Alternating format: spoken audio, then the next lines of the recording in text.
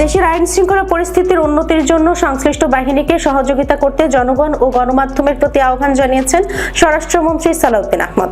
আইন শৃঙ্খলা রক্ষায় সরকার সচেষ্ট জানিয়ে তিনি বলেছেন, এমন কোনো অপরাধ নেই যেটা সংঘটিত হওয়ার পরপরই পুলিশ বাহিনী সেটা গ্রেপ্তার করতে পারেনি।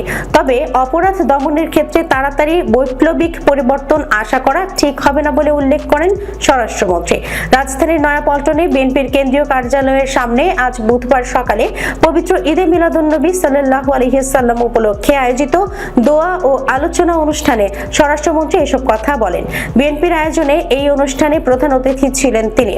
স্বরাষ্ট্রমন্ত্রী বলেন, 2024 সালে ছাত্র জনতার অভ্যুত্থানের পর যে ভঙ্গুর অবস্থায় আইন শৃঙ্খলা রক্ষাকারী বাহিনীকে পাওয়া গিয়েছিল, গত 6 মাসে তাদের মনোবল ফিরছে।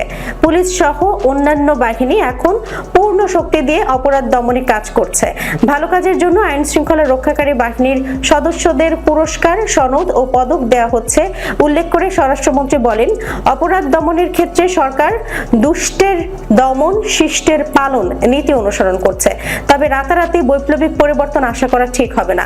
সালাউদ্দিন আহমদ বলেন, রংপুরে আলোচিত হত্যাকাণ্ড সহ বিভিন্ন ঘটনায় যৌক্তিক সময়ের মধ্যে জড়িত ব্যক্তিদের আইনের আওতায় আনা হয়েছে।